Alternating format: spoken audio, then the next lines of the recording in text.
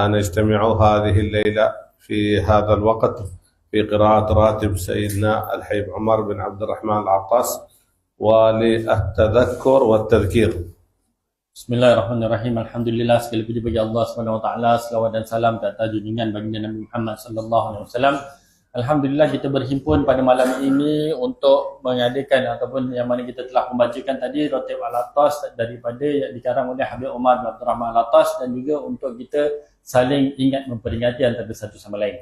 وقد قال الله سبحانه وتعالى يا أيها الذين آمنوا اذكروا الله ذكرا كثيرا. قال العلماء كل العبادات لا يوجد فيها أمر وطلب بالكثرة، لا يوجد طلب بكثرة الصلاة ولا بكثرة الزكاة ولا بكثرة الحج ولا بكثرة الصوم. العبادة الوحيدة التي طلب فيها الإكثار الذكر. اذكروا الله ذكرا كثيرا. Allah SWT menyebut dalam Al-Quran bahawa Allah SWT menyebut dalam Al-Quran kepada orang-orang yang beriman, wahai orang-orang yang beriman, sebutlah ataupun peringatilah Allah SWT ataupun berzikirlah kepada Allah SWT dengan zikir yang banyak, zikran kasira. Dan ulama mengatakan tidak ada satu ibadat pun yang Allah SWT tuntut untuk diperbanyakkan, maknanya daripada solat, daripada puasa, daripada zakat.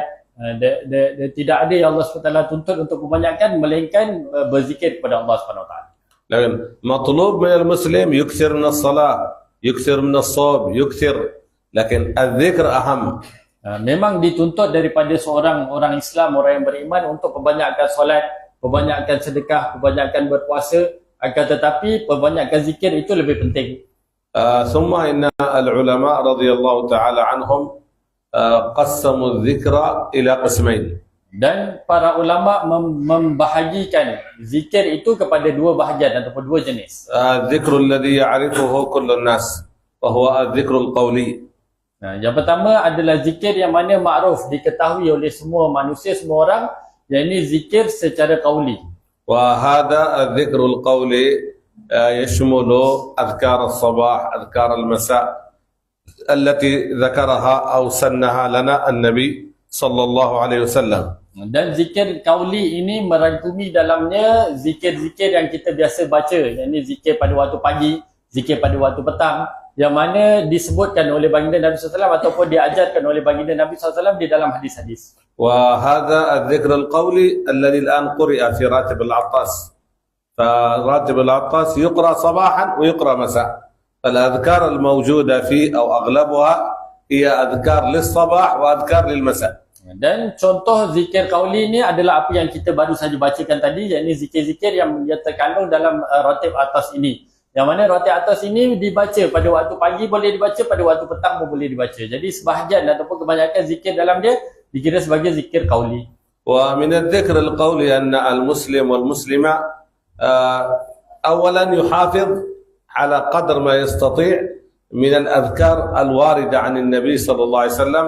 فمن الأذكار التي تسن صباحا وتسن مساء مثلا سبحان الله بحمده، سبحان الله العظيم، سبحان الله بحمده، سبحان الله العظيم 100 مرة، مساء 100 مرة صباح، هذا أقل شيء، 100 مرة صباح، 100 مرة مساء. بعض العلماء لتكاسل الناس جعلوا حتى 10 مرات، ولكن الوارد عن النبي صلى الله عليه وسلم 100 صباح و100 مساء. فمن قالها في اليوم 100 مرة غفر الله ذنوبه وإن كانت مثل زبد البحر. الزبد بعض الحالات عند ساحل البحر أقدر تشاهد مثل الصابون، كثير جدا يسمى رغوة البحر.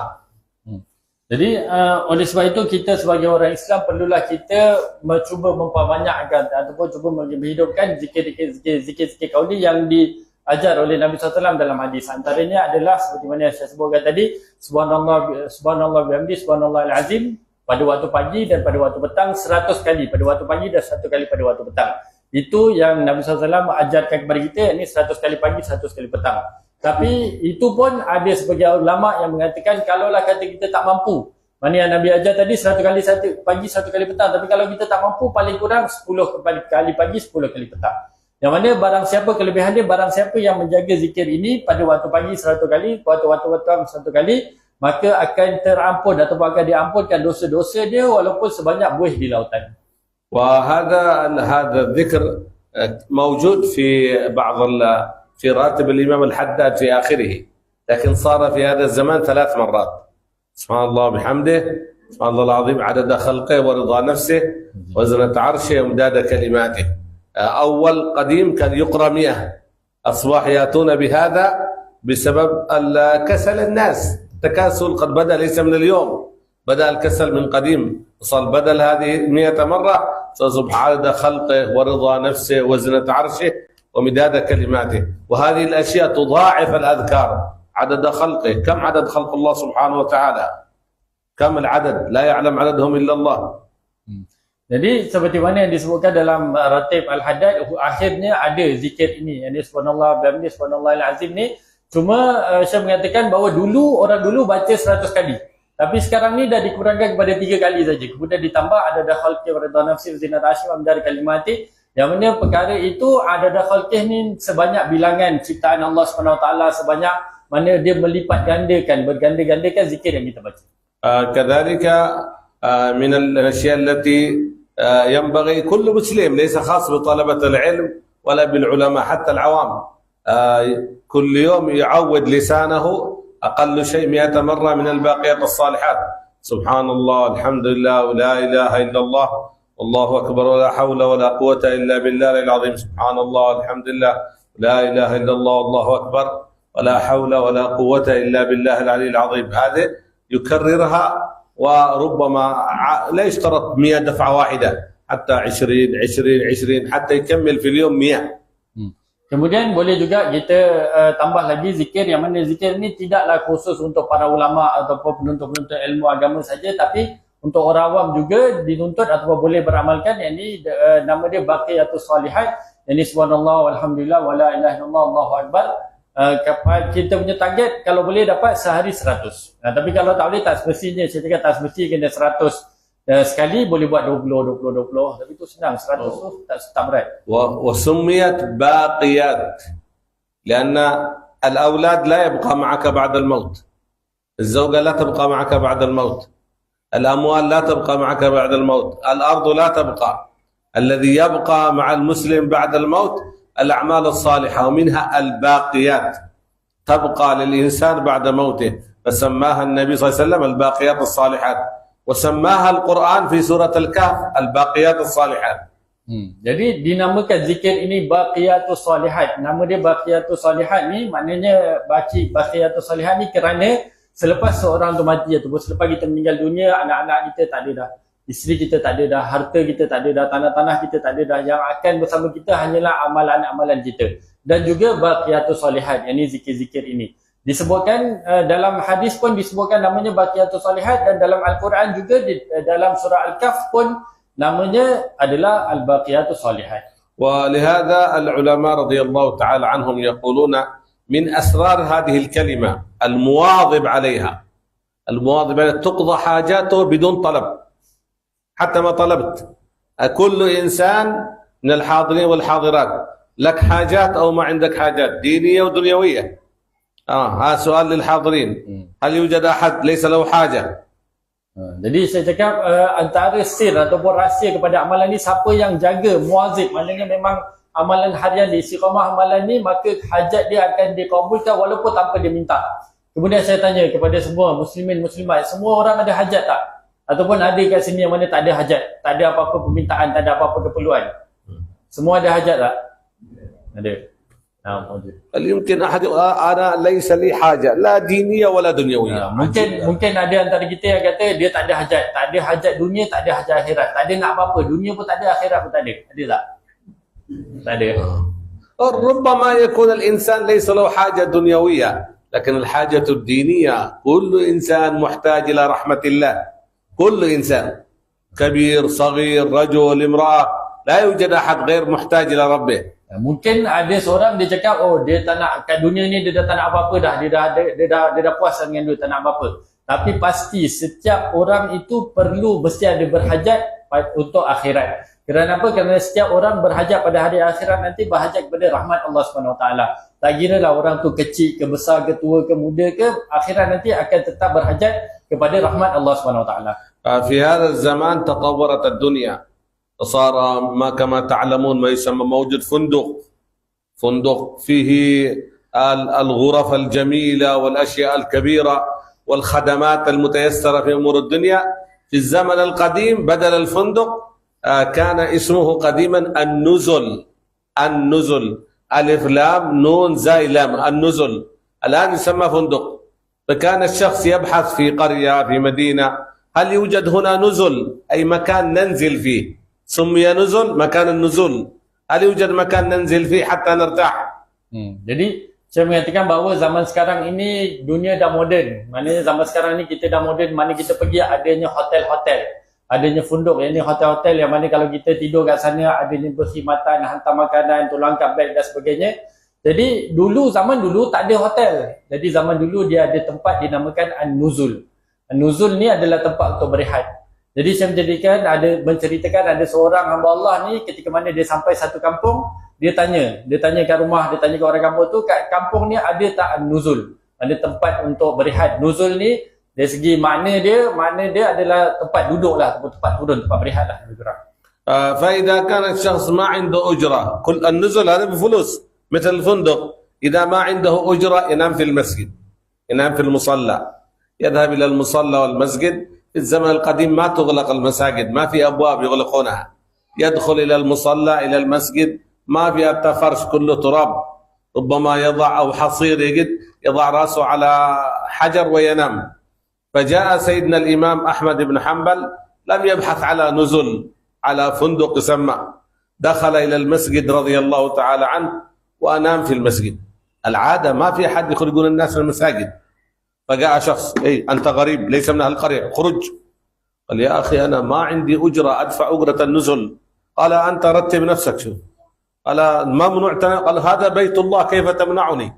وكلما أراد الإمام أحمد أن ينام أخرجه الرجل، يخرج ويعود، يخرجه مرة أخرى. لا حول ولا قوة إلا بالله. هذه الليلة ما في نوم. ثم بحث على نزل ووجد النزل قريب من المسجد، فذهب إلى ذلك النزل ونام هناك. Jadi nuzul ini maknanya kalau pergi mencari tempat berehat ni perlu bayar. Maknanya dia macam hotel juga, kena bayar baru boleh berehat situ. Jadi waktu zaman dulu kalau orang yang musafir kalau tak ada duit, maka mereka akan berehat di masjid. Dan masjid dulu bukanlah seperti masjid sekarang, ada pintu, ada pagar, tutup berkunci. Tidak, masjid terbuka. Dan masjid dulu bukanlah macam sekarang, ada kapet, dah cantik apa semua. Tidak, ada sejadah. Tidak, masjid dulu cumalah pasir ataupun tanah. Jadi kalau nak tidur baring kat masjid, ambil batu, baring atas batu, baring atas tanah. Contoh. Jadi pada suatu ketika Imam Ahmad bin Hanbal sampai ke satu kampung yang mana beliau ni tak ada duit. Jadi beliau pun berehat di masjid. Dan tengah berehat di masjid, tiba-tiba ada orang datang halau Imam Ahmad bin Hanbal, suruh keluar. Ni perkara pelik. Maknanya biasanya tak ada orang halau. Orang nak berehat kat masjid ni tak ada orang halau. Boleh je tempat berehat. Tapi orang tu pun maknanya dia menghalau Imam Ahmad bin Hanbal, dia suruh keluar. Kau bukan orang kampung sini, jadi kau tak boleh rehat kat masjid. Kau keluar daripada kampung ni. Lepas tu Imam Ahmad bin Hanbal pun cakap, aku tak ada duit, aku nak pergi rehat kat tempat nuzul ni, tak ada duit. Jadi aku terpaksa rehat kat masjid. Tiap-tiap kali Imam Ahmad bin Hanbal nak tidur je, laki ni halau. Suruh keluar. Last sekali Imam Ahmad bin Hanbal tak boleh nak buat apa, terpaksalah keluar dan cari juga tempat nuzul ni. Kemudian jumpalah, dapati satu tempat nuzul yang mana berdekatan dengan masjid, maka Imam Ahmad bin Hanbal pun pergi ke sana dan berehat di sana. فبعد أن وصل الإمام أحمد إلى النزل ما عنده أجرة النزل، استأذن من صاحب النزل أنه يجلس على مكان يسمى دكة في المسجد في النزل، ليس فيها غرفة، إنما مكان هكذا مبني من الحجر ومرتب من الطين، فجلس على الجدار داخل النزل، لكن ليس في غرفة، أنا موجود غرف فيه. فنام على ذلك ووضع رداءه وصار نائما. وصاحب النزل هذا يطبخ، من يريد طعام يعطيه طعام، من يريد ماء، من يريد الأشياء. الشاي عاده كان غير موجود الشاي في الزمن القديم، لا كان موجود عندهم الأشياء الثانية. فيرتب الماء البارد ويرتب كذلك شيء من الطعام البسيط وشيئا من التمر.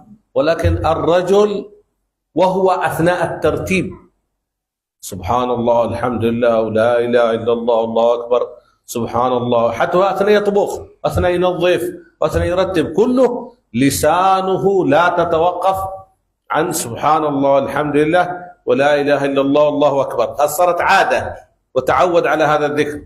الإمام أحمد يتعجب، هذا شخص من العوام ولكن كأنه من الصالحين لسانه لا يتوقف. جلس الإمام أحمد ما في نوم، قال يا أخي يمكن سؤال؟ قال يمكن إذا استطيع أجيب على سؤالك. قال أسمعك وأنت لا تتوقف عن الباقيات الصالحات، سبحان الله الحمد لله ولا إله إلا الله الله أكبر ولا حول ولا قوة إلا بالله العلي العظيم.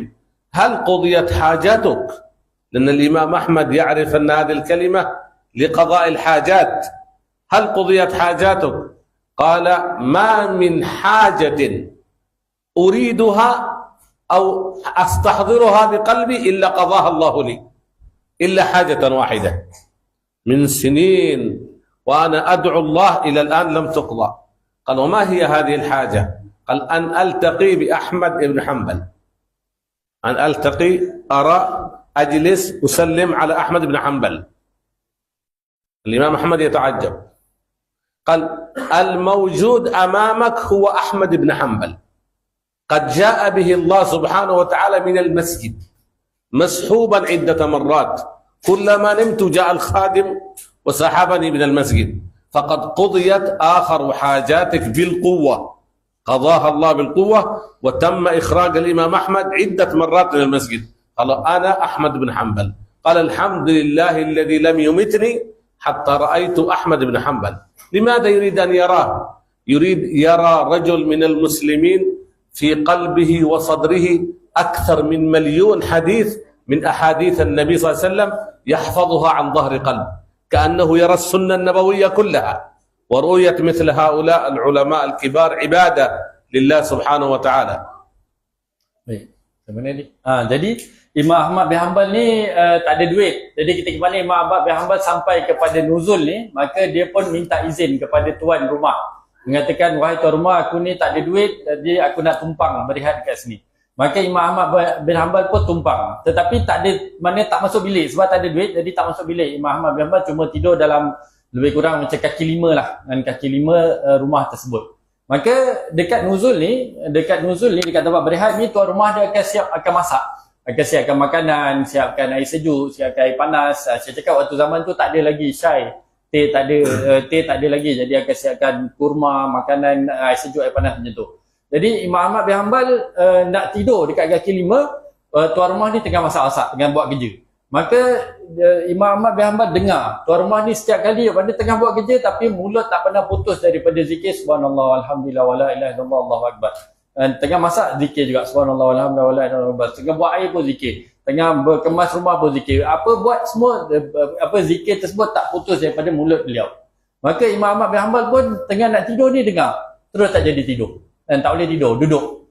Dan duduk, kemudian Imam Ahmad bin Hanbal pun panggil tuan rumah ni, dia cakap, wahai si fulan, kau datang sekejap, aku nak bertanya soalan, boleh tak? Dan maka tuan rumah pun cakap, boleh tanya, kalau aku mampu jawab, aku akan jawab. Jadi Imam Ahmad bin Hanbal mengatakan, kamu berzikir baqiyatus solihat tu berterusan, tak pernah putus. Imam Ahmad bin Hanbal tanya soalan dia apa? Adakah hajat-hajat kamu ditunaikan? Adakah hajat-hajat kamu telah ditunaikan? Kerana Imam Ahmad bin Hanbal tahu siapa yang zikir tu kelebihan dia adalah hajat dia semua ditunaikan. Maka apa tuan rumah ni jawab? Tuan rumah dia cakap, tidak ada satu hajat pun yang terlintas dalam hati aku melainkan Allah SWT dah tunaikan segala hajat. Dan tidak ada satu hajat pun yang terlintas dalam hati aku melainkan Allah SWT dah tunaikan segala hajat aku, melainkan satu hajat je. Tinggal satu hajat je yang Allah SWT belum kabulkan. Apa hajat tu? Yang ni aku nak berjumpa dengan Ahmad bin Hanbal. Aku nak berjumpa dengan Ahmad bin Hanbal. Tuan rumah tu jawab. Imam Ahmad bin Hanbal pun terkejut. Dia mengatakan bahawa sesungguhnya depan kamu ini adalah Ahmad bin Hanbal. Allah SWT tarik aku daripada masjid. Tiap kali aku nak tidur, ditarik keluar. 3 kali ditarik keluar dan bawa aku ke rumah kamu ni supaya aku dapat berjumpa dengan kamu. Supaya kamu dapat lihat aku. Dan maka orang ni pun terkejut dan terus bersyukur kepada Allah SWT. Dia cakap, alhamdulillah aku dapat jumpa Imam Ahmad bin Hanbal sebelum aku meninggal dunia. Dan kenapa dia nak berjumpa dengan Imam Ahmad bin Hanbal? Kerana Imam Ahmad bin Hanbal ni adalah seorang muhaddis yang mana berhafal dalam hati beliau hadis Nabi SAW lebih 1 juta hadis. Jadi ulama begini jumpa, nampak, lihat depan mata dikira ibadah. Jadi itu kelebihan baqiyatus shalihat tersebut. يلا سؤال خاصة للطلاب لماذا إذا أنت تأتي بالباقيات الصالحات أو غيرها من الأذكار الله يقضي حاجتك لماذا؟ Saya tanya kepada pelajar-pelajar ataupun kepada semua, kenapa kalau kita selalu baca baqiyatus shalihat ni, subhanallah walhamdulillah wala ilaha illallah Allahu akbar ni, hajat-hajat kita dikabulkan? Kenapa hajat kita dikabulkan? Boleh jawab? ماذا قال الله سبحانه وتعالى في القرآن؟ فاذكروني أذكركم. إذا ذكرك الله سبحانه وتعالى أنت ذكرت الله، الله ذكرك. بعد أن يذكرك الله، ما معنى الله يذكر عبده؟ هل أنت تقول لا إله إلا الله؟ هل مثلا الله يذكر اسمك؟ إذا اسمك أحمد أو محمد أنت تقول يا الله، يقول أحمد محمد. هل هذا معنى ذكر الله لك؟ معنى ذكر الله للعبد رحمته به، الرحمة الخاصة به، هذا معنى رحيم. الرحمة في حقنا نحن بني آدم رقة في القلب، رقة، لكن في حق الله سبحانه ليست رقة في القلب، لأن الله ليس كمثله شيء، ولكن المراد الرحمة، الإعطاء، المغفرة، وقضاء الحاجة. هذا معنى رحمة الله بالعبد. إذا ذكرت الله يذكرك بالرحمة، إذا ذكرك بالرحمة قضى لك جميع الحاجات. رقة في القلب؟ رقة في القلب عندنا ليس في قساوة. عندما نقول فلان رحيم أنا قلبه رقيق. Jadi kenapa tadi soalan yang saya tanya tadi, kenapa kalau orang tu yang selalu berzikir kepada Allah SWT, subhanallah walhamdulillah, maka Allah SWT akan kabul hajat dia? Kerana dalam Al-Quran Allah SWT menyebutkan, jika kamu zikir, mana fazkuruni azkurkum, maknanya kamu zikir kepada aku akan berzikir kepada kamu. Jadi apa yang dimaksudkan dengan Allah SWT berzikir kepada kita?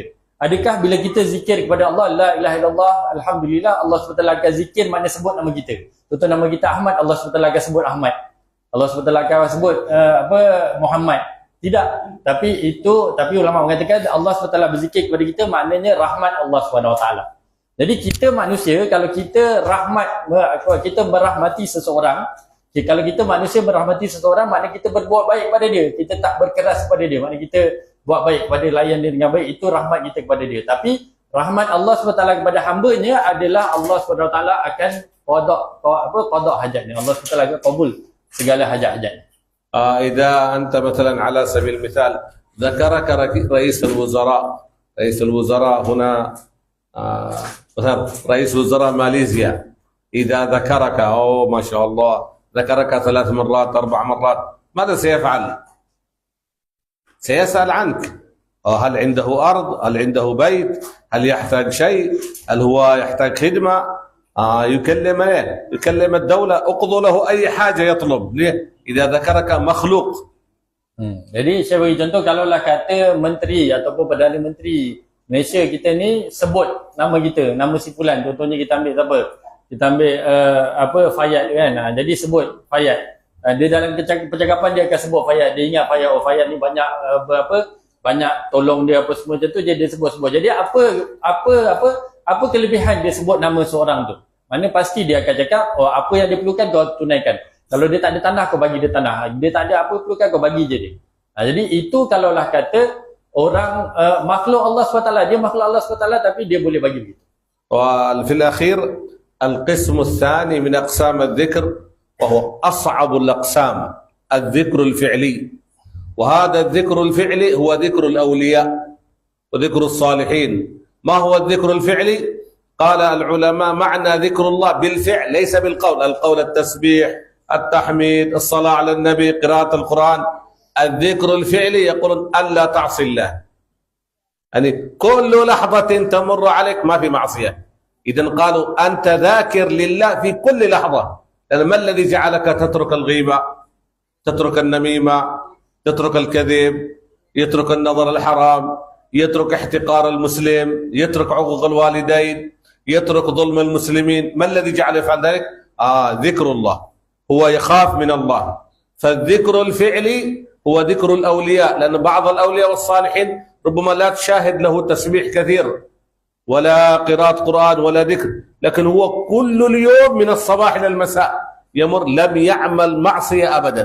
السبب ذكر الله، الذكر الفعلي، وهذا على المسلم يتعود عليه، لأنه مباشرة الغيبة أكثرنا ما شاء الله إذا مر علينا يوم بلا غيبة نحن من الأولياء. أنا نجرب نفسك، اسأل من الصباح إلى الآن كم غيبة موجود؟ كم؟ 5 10 20 الله أعلم شو، كل واحد يعرف بنفسه. إذا من الصباح إلى أن تنام ما في غيبة، شوف أنت سجل نفسك، أنت ولي جو. Jadi tadinya saya beritahu zikir ni terbagi pada 2 jenis, satu zikir qauli dan yang kedua adalah zikir fi'li. Yang kedua zikir fi'li, ni baru nak masuk yang kedua. Jadi yang kedua ni adalah zikir fi'li. Apa itu zikir fi'li? Zikir fi'li ni adalah kita berzikir kepada Allah SWT dengan badan kita, dengan tubuh badan kita, dengan perbuatan kita. Dan ini adalah zikir para aulia. Ini adalah zikir para aulia. Kerana apa? Kerana apa? Bila seseorang itu dia meninggalkan maksiat, dia meninggalkan mengumpat, dia meninggalkan perbuatan-perbuatan yang Allah SWT larang, dia meninggalkan melihat kepada benda yang haram, dia meninggalkan bergerak perbuatan yang haram dan sebagainya, maka apakah yang menyebabkan dia meninggalkan perkara-perkara itu? Yakni zikir kepada Allah SWT, ataupun dia punya khauf, takut kepada Allah SWT. Jadi itu dikira sebagai zikir fi'li. Dan itu dikira sebagai zikir fi'li, dan itu adalah zikir aulia. Kerana apa? Kadang-kadang wali-wali Allah ini ataupun orang-orang soleh ini, kita lihat mereka itu dari segi zahirnya macam tak banyak zikir, mana tak ada pegang tasbih je, tak banyak zikir. Tetapi mereka daripada pagi sampai malam tidak melakukan maksiat kepada Allah SWT, tidak ada mengumpat, tidak melakukan maksiat, tidak pernah langgar perintah Allah. Jadi mereka daripada pagi sampai malam zikir fi'li, dan melakukan zikir fi'li, maknanya pelihara diri daripada perkara-perkara larangan Allah SWT. Tapi kita yang orang biasa ni macam mana kita nak buat? Macam mana kita nak cuba ataupun nak usahakan untuk zikir fi'li ni? Kita cuba biasakan diri. Dan kita cuba biasakan diri. Jadi saya cakap kita boleh periksa balik diri kita sendiri. Contoh, kita periksa diri kita sendiri. Dalam satu hari berapa banyak kali kita mengumpat? Contohnya kita ambil satu mengumpat. 5 kali ke, 10 kali ke, 20 kali ke, 30 kali, 40 kali ke.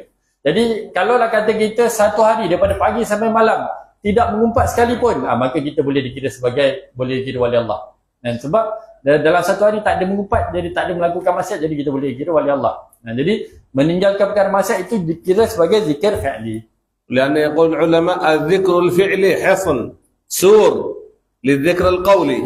لو صليت صلاة الصبح جماعة وقرأت الأذكار بعد صلاة الصبح وقرأت سورة ياسين وسبحت الله سبحان الله الحمد لله 100 والباقيات الصالحات 100، خرجت من المسجد المصلى، بعدين فلان ابن فلان فلان فلان غيبة، احترق كله الذي عمل لذكر القول انتهى. لماذا؟ لقول النبي صلى الله عليه وسلم الغيبة صاعقة الأعمال، مثل البرق هذا الصاعقة الذي يأتي يحرق الشجر، يقتل الإنسان. هذا معنى كأنه يعمل الأعمال الصالحة يحرقها في لحظة. صار الذكر الفعلي يقول العلماء حصن وسور للذكر القولي. Jadi ulama mengatakan bahawa zikir fi'li ini adalah dinding dan pemelihara bagi zikir qauli kita. Kerana apa? Contohnya kalau seorang itu dia solat subuh secara berjemaah. Lepas solat subuh secara berjemaah dia baca azkar, dia baca rotib, dia baca zikir pagi sampai isyraq, lepas tu dia solat sunat, baca Quran dan sebagainya. Lepas tu dia keluar je masjid, dia jumpa kawan dia cerita pasal si fulan, mengumpat. Dia terus mengumpat. Maka mengumpat dia tu akan membakar atau menghancurkan zikir-zikir atau amalan-amalan qauli, zikir qauli dia tadi. Kerana apa? Kerana apa? Ghibah itu akan menghancurkan amalan seperti mana kilat menyambar. Maknanya akan membakar amalan seperti mana kilat menyambar. Maka oleh sebab itu zikir qauli, zikir fi'li itu adalah pemelihara bagi zikir qauli. نسأل الله سبحانه وتعالى أن يكرمنا وإياكم جميعا بالذكرين معا، بالذكر القولي وبالذكر الفعلي. يحفظنا الله سبحانه وتعالى من محبطات الأعمال، إنه ولي ذلك والقادر عليه. Jadi semoga Allah SWT pilih kita untuk dapat melakukan kedua-dua zikir tadi, zikir fi'li dan zikir qauli tadi, dan semoga Allah SWT pelihara kita daripada perkara-perkara amalan-amalan yang dapat membakar amalan-amalan kita. Dan amalan-amalan dapat menghancurkan, merosakkan amal-amal ibadat dan zikir-zikir kita telah lakukan. نكتفي بهذا. بسم الله الرحمن الرحيم. الحمد لله رب العالمين. اللهم صل على سيدنا محمد وعلى آله وصحبه أجمعين. اللهم إنا نسألك من خير ما سألك عبدك ونبيك محمد صلى الله عليه وسلم، ونستعيذك من شر ما استعاذك من عبدك ونبيك محمد صلى الله عليه وسلم. اللهم إنا نسألك الهدى والتقى والعفاف والغنى والعافية واليقين. اللهم يا من وفق أهل الخير للخير وعانهم عليه، وفقنا اللهم للخير وعنا عليه. اللهم أعنا على ذكرك وشكرك وحسن عبادتك. ربنا لا تزغ قلوبنا بعد إذ هديتنا وهب لنا من لدنك رحمة إنك أنت الوهاب. ربنا اغفر لنا ولإخواننا الذين سبقونا بالإيمان، ولا تجعل في قلوبنا غلا للذين آمنوا ربنا إنك رؤوف رحيم. ربنا آتنا في الدنيا حسنة وفي الآخرة حسنة وقنا عذاب النار. واختم لنا ولآبائنا ولمشايخنا والمعلمين ولجميع الحاضرين والحاضرات بحسن الخاتمة وحسن السابقة بعد طول العمر في طاعتك ورضاك، وأنت راض عنا في خير وعافية. صلى الله على سيدنا محمد وعلى آله وصحبه وسلم. الفاتحة. أعوذ بالله من الشيطان الرجيم.